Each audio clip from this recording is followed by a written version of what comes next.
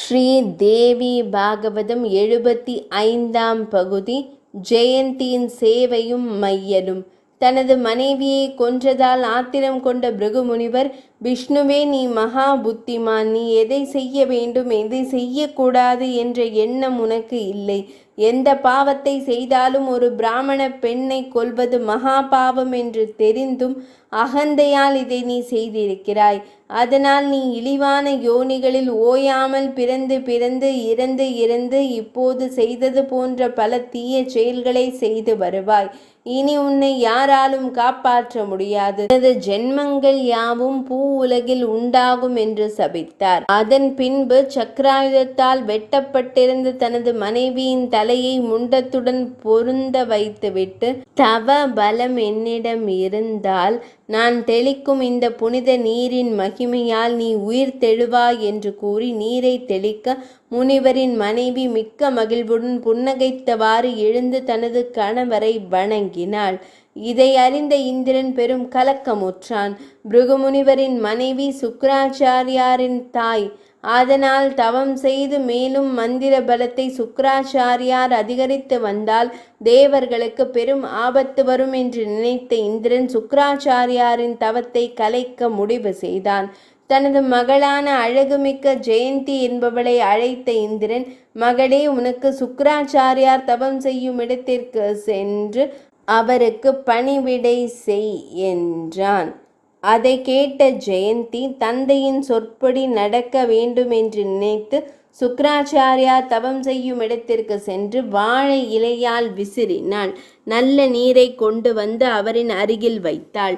அவரின் மீது உச்சி வேளையில் வெயில் படுவதால் அதை துணியால் மறைத்தாள். இளந்தளிர்களை பரப்பி அவர் சுகமாக படுக்க வழி செய்தாள். ஆனால் அவருக்கு காம உணர்வுகளை அதிகரிக்க செய்யும் செயல்கள் எதையும் அவள் செய்யவில்லை. மிகுந்த அன்போடும் பக்தியோடும் இனிமையான வார்த்தைகளை பேசி சிரித்து விளையாடுவாள். இவ்வாறு அவள் அன்புடன் சேவை செய்து வருகையில் சுக்கிராச்சாரியாரின் 1000 ஆண்டுகள் தபம் நிறைவு பெற்றது. அப்போது அவரின் முன் காட்சியளித்த சிவபெருமான், எல்லா மந்திரங்களையும் நீ உணர்ந்து கொள்வாய். பிரம்மனுக்கு ஒப்பான பிராமண உத்தமனாக நீ விளங்குவாய். யாராலும் எதனாலும் நீ கொல்லப்பட மாட்டாய் என்று கூறி மறைந்தார். பின் சுக்கிராச்சாரியார் தன் அருகிலிருந்து ஜெயந்தியை பார்த்து, அழகிய பெண்ணே, நீ யார்? எனக்கு நீ செய்த பணி விடைகளால் நான் மிகவும் மகிழ்ந்தேன். நீ விரும்பியதை கேள் என்றார். நான் எதை விரும்புகிறேன் என்று தங்கள் தவ வலிமையால் அறிந்திருப்பீர்கள் என்று ஜெயந்தி கூறும்போது சுக்கிராச்சாரியார் கூறினார், அறிந்துவிட்டேன். அழகி என்னும் உனது வாயால் எனது செவிகள் இனிக்கும்படி கூறு என்றார். தங்களுக்கு பணிவிடை செய்ததன் மூலம் எனக்கு தங்கள் மீது மோகம் அதிகரித்து விட்டது. அதனால் என்னை தாங்கள் மனைவியாக ஏற்றல் வேண்டும். அதை எனது தந்தையான தேவேந்திரனும் விரும்புகிறார் என்றாள். அதை கேட்ட சுக்கிராச்சாரியார் மகிழ்ந்து, அழகான பெண்ணே, இன்று முதல் 10 ஆண்டுகளுக்கு யாரின் கண்களுக்கும் தென்படாமல் சுகித்திருப்போம் என்று கூறி அவளை இறுக அணைத்து சென்று தன்னுடைய மாயையினால் தம்மை மறைத்து பேரின்பம் அனைத்தையும் குறைவின்றி அனுபவித்து கொண்டிருந்தனர்.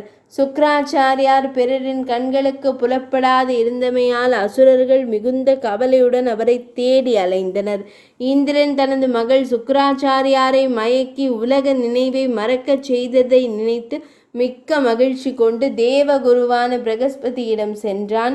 குருவே, தாங்கள் சுக்கிராச்சாரியாரின் உருவில் அசுரர்களிடம் சென்று அவர்களது மனங்களை மாற்ற வேண்டும் என்று கூற, பிரகஸ்பதி சுக்கிராச்சாரியாரை போல உருவம் எடுத்துக்கொண்டு அசுரர்களிடம் செல்ல, அசுரர்கள் தமது குரு தவத்தை முடித்துவிட்டு வந்துவிட்டார் என்று நினைத்து மிக்க மகிழ்வுடன் அவரை வரவேற்றனர்.